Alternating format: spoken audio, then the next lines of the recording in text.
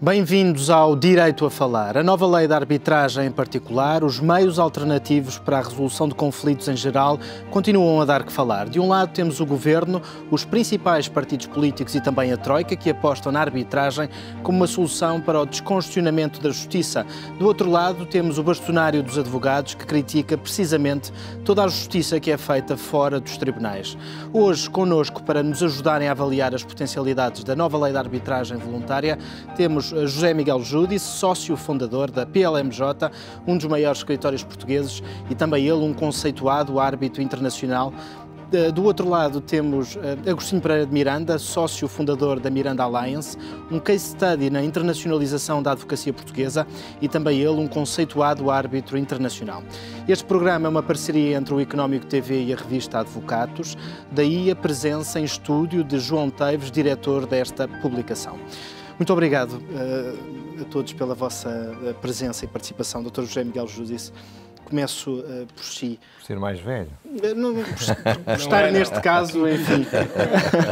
Eu creio que à minha esquerda, ao lado direito do ecrã, como é que olha para esta nova lei da arbitragem e, de certa maneira, para esta política do Governo, imposta pela Troika, é verdade, de grande aposta por esta justiça alternativa? Sobre a nova lei da arbitragem não posso dizer grande coisa, porque, tendo sido parte do grupo que elaborou o projeto, só posso dizer bem, e elogio em causa própria poderá ser considerado vitupério. Mas pode explicar porquê? O que acontece é que procurou-se, a Associação Portuguesa de Arbitragem, a direção, foi-lhe pedido pelo ministro que antecedeu o ministro atual. Portanto, o ministro Costa... Não, before, antes dele. Antes portanto, mesmo. É internacional agora, realmente. o ministro que antecedeu o ministro Alberto Martins pediu à Associação Portuguesa de Arbitragem, nós fizemos um projeto, aquilo teve grandes vicissitudes, foi renovado esse pedido no tempo do Alberto Martins e foi renovado esse pedido pela atual ministra e o nosso projeto, o projeto da Associação Portuguesa de Arbitragem, que teve, aliás, contributos depois de muitas outras pessoas, acabou por ser, digamos, basicamente aprovado pela Assembleia da República. E penso que é um projeto que tem a vantagem de não ser estranho para qualquer árbitro ou advogado estrangeiro que não seja português e que pode tranquilamente vir arbitrar ou vir tratar de um assunto profissional como advogado, uma arbitragem em Portugal, porque é uma lei internacional, é uma lei igual às melhores leis que existem a nível internacional. E o que é que nós temos para oferecer, enfim... Location. Exatamente. Porque é que Portugal se poderá tornar, então, num grande centro? Uma boa lei é um elemento essencial. Naturalmente. Depois, Portugal é um lugar geométrico, natural, entre vários países do mundo da língua portuguesa e também no mundo ibero-americano.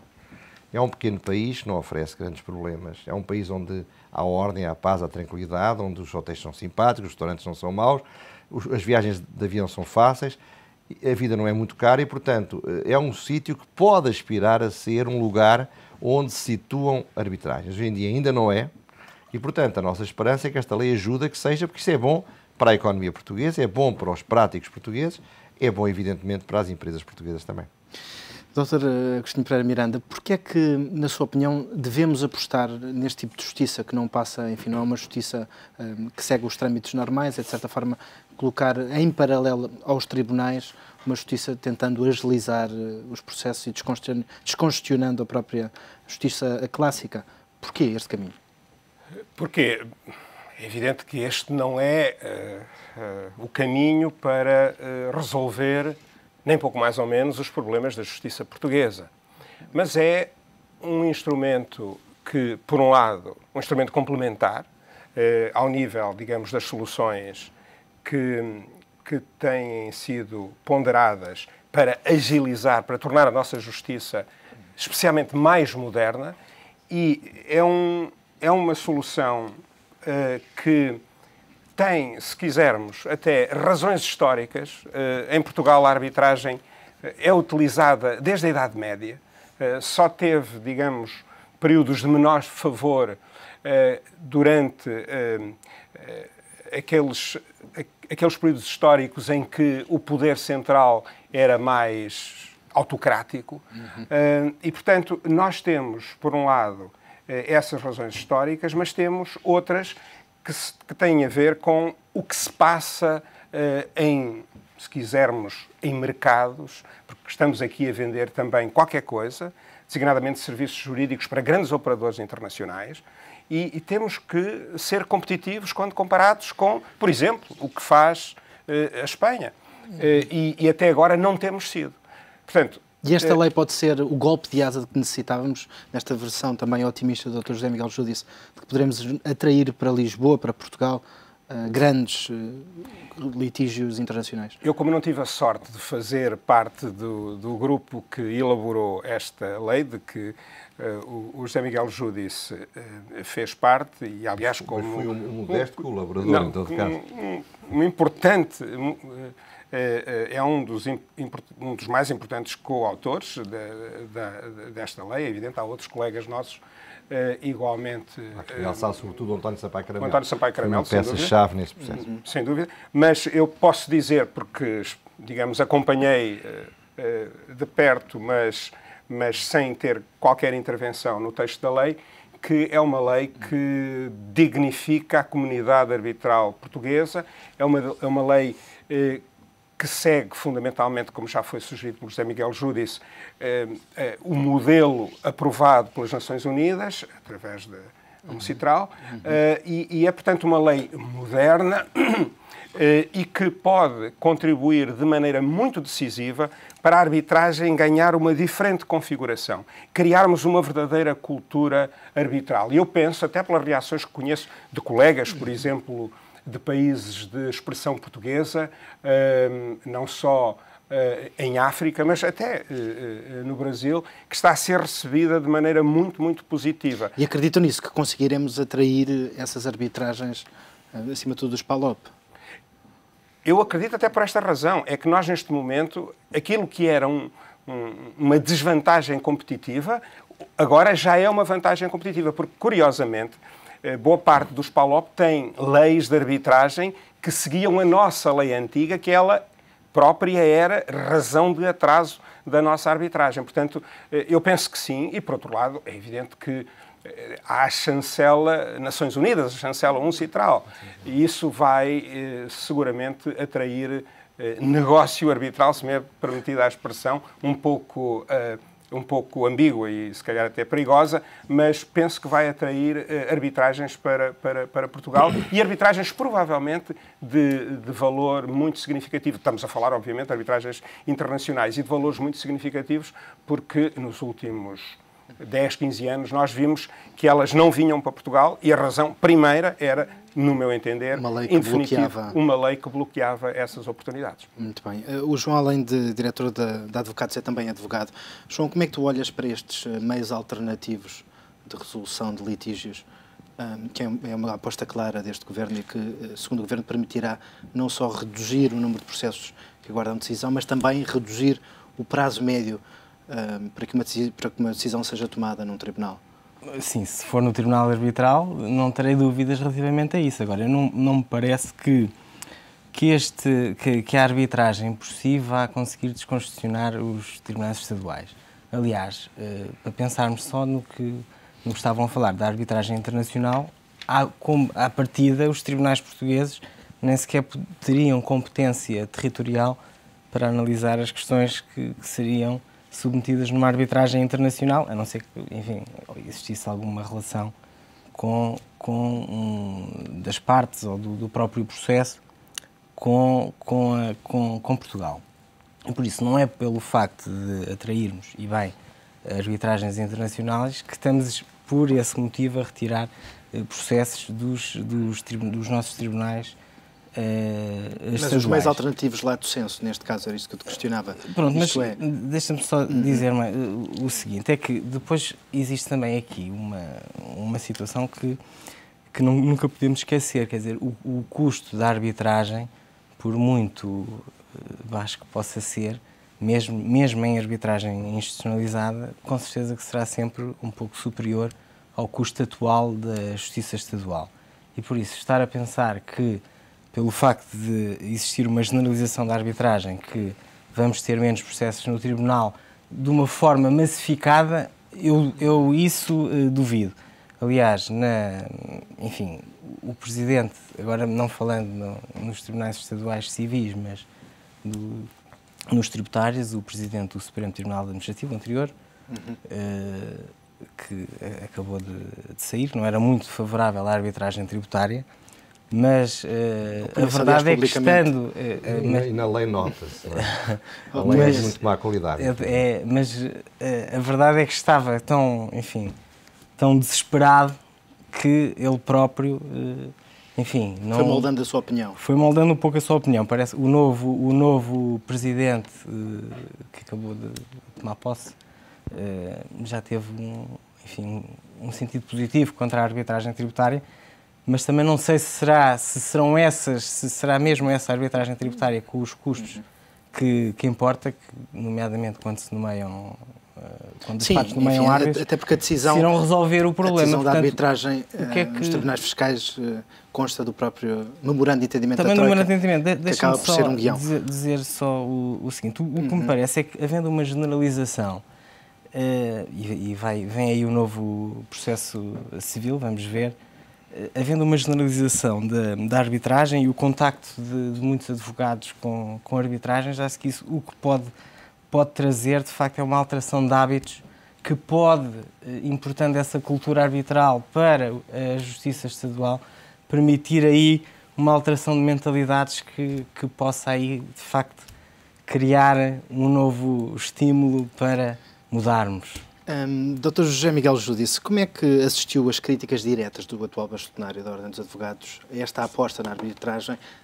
Justiça essa que ele classifica como sendo uma justiça, e passo a citar, clandestina, uma escandaleira, em que o Estado perde sempre e o privado ganha sempre. Às vezes a inimputabilidade é um atenuante, outras vezes não é. Neste caso? O Dr. Marinho Pinto não sabe do que está a falar, também não podemos saber tudo. É bom que não falemos que não saibamos.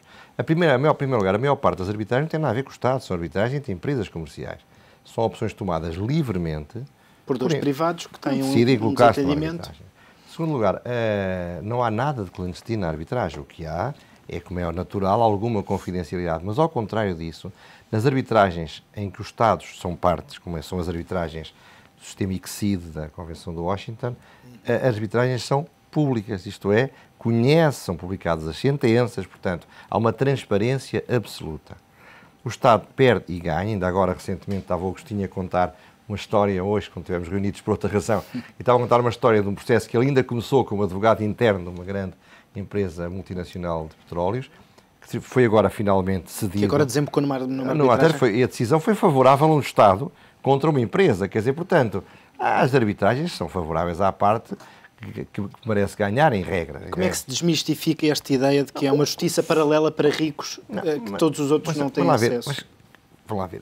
Imaginemos que era uma justiça para ricos. Que inconveniente é que havia nisso?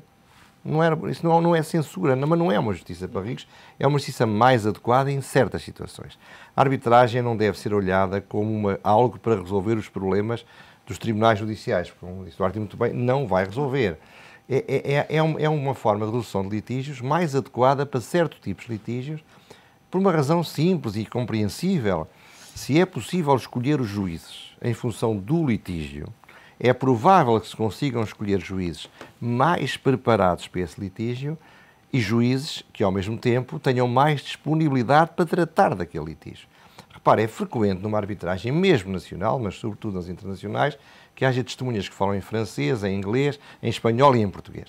Ora bem, como é que é possível submeter um tribunal judicial a um juiz que não tem conhecimento destas línguas, em que tudo é preciso traduzir, um litígio em que a imediação, a capacidade de perceber o que dizem as testemunhas e não uma tradução instantânea e muitas vezes mal feita. Embora seja um exemplo que dá um pequeno processual, exemplo. Mas que dá bem a ideia do que está em causa. Como também era dito, e eu estou totalmente de acordo, a forma como os processos arbitrais se desenrolam a nível internacional, infelizmente em Portugal ainda não é assim, pode infectar, no bom sentido da palavra, a justiça dos tribunais cíveis. Agora, há um ponto muito importante desta nova lei de arbitragem que eu acho que deve ser altamente realçado, e aí o Agostinho teve um papel muito importante antes da lei, que é o problema da ética na arbitragem, da deontologia na arbitragem, das regras que assegurem a independência e a imparcialidade. Um dos problemas da arbitragem em Portugal é que muitas vezes as partes cruzam-se. Essa é uma crítica. Muitas vezes as partes nomeiam árbitros, fazem mal, mas acontece, Não que sejam independentes, mas que eles achem que podem ser favoráveis à posição de quem os nomeia. Se me nomeia. permite a expressão, árbitros amigos, é isso? Isso é um inconveniente e é um erro. Porquê? Porque uma razão compreensível. Se há um árbitro que é parcial, do outro lado há um árbitro que é imparcial e independente, e o Presidente é independente, quem nomear um árbitro que não é independente e imparcial fica sempre a perder, porque os outros dois árbitros não vão olhar para ele como alguém em quem se pode confiar. Portanto, esta nova lei criou regras muito mais claras para assegurar a independência e a imparcialidade dos árbitros, na senda do Código Deontológico da Associação Portuguesa de Arbitragem, de que o Agostinho foi o grande impulsionador, e isso penso que vai melhorar francamente a respeitabilidade e a qualidade da arbitragem. Portanto, de facto, a arbitragem é um meio alternativo, não é um meio sucedâneo. Um dos erros da arbitragem fiscal é que ela foi pensada como um meio sucedâneo. Como os tribunais estão paralisados, vamos criar uma coisa que chamamos de arbitragem, mas que não respeita as regras essenciais do direito arbitral. Sim, foi em cima das labaredas, percebeu-se, com mais de 30 mil processos. Não, mas está pensado de uma maneira que não respeita as regras do direito arbitral. Não vamos agora perder muito tempo com isso, seria tema para um outro debate. Portanto, deixem a arbitragem em paz, não a metam nos conflitos políticos, ela tem o seu caminho a seguir, ela é respeitável a nível internacional. Repare, dou-lhe um exemplo, uma empresa portuguesa que faz um contrato com uma empresa da Etiópia, muito provavelmente, se não for escolher a arbitragem para resolver os litígios, vai se submeter aos tribunais de Etiópia. Eu não conheço os tribunais de Etiópia, mas até admito que não sejam tão bons como os portugueses.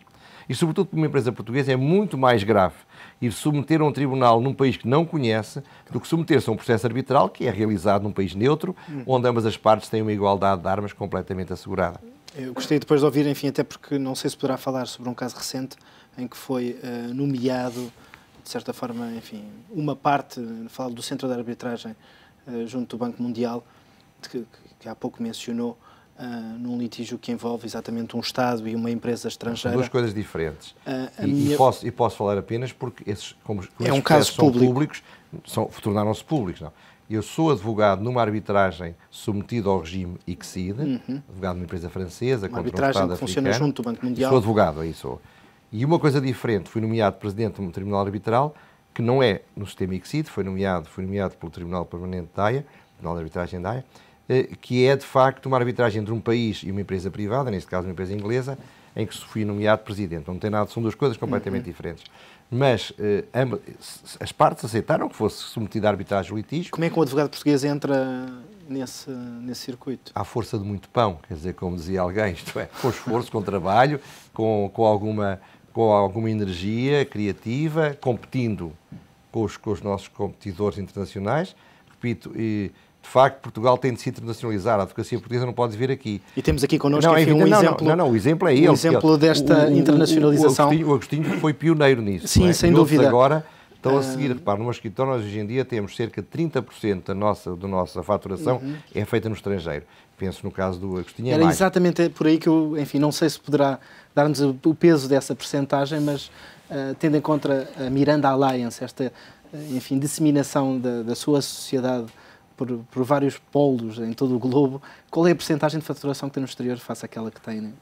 Eu diria que a percentagem apenas. É provavelmente o dobro da firma do José Miguel Júdice. Seguramente andará por isso. Falamos de mais de 60% da faturação feita no exterior. Sim. Mas repare, nós verdadeiramente somos especialistas no direito local nestes países e, portanto, temos, enfim, atividades em alguns desses países, sempre com advogados nacionais desses países, não podia ser de outra forma, como é evidente, mas é fácil encontrar esses parceiros locais? É muito difícil, e de qualquer jeito, nós, portugueses, temos potencialidades fantásticas e uma delas é que somos extraordinariamente adaptáveis e se é difícil para nós, é impossível para os outros. Desgradamente, encontrar parceiros advogados nestes países, outros escritórios de outros países tentaram e falharam. Mas o que é que o levou a pensar que o seu mercado é o mundo? Isto é, que pode apostar o seu mercado é o mundo, que pode apostar em abrir um escritório em Timor ou num país africano francófono como se estivesse, em vez de abrir o escritório na Madeira. Sim, mas nós, enfim, enquanto organização, provavelmente temos menos mérito do que pode parecer de fora. Porque... fica bem, não exagero. Não, a verdade é que nós, quando iniciamos o nosso escritório em Portugal, o mercado já estava... havia já uma multidão e, designadamente, havia sociedades maiores e com uma presença, com uma qualidade, porque às vezes as pessoas pensam que se chega aos 200 advogados, como a PLMJ, fazendo umas coisas e juntando advogados. Não, é preciso fazer muita coisa bem feita para se chegar aí. Portanto, nós, em parte por necessidade, tivemos que ir para fora. Obviamente, em certas circunstâncias, comemos o pão que o diabo amassou, mas noutras acabámos por identificar situações que precisavam muito, digamos, do saber fazer português, porque é disso que se trata, e da parceria que nós conseguimos oferecer a advogados locais.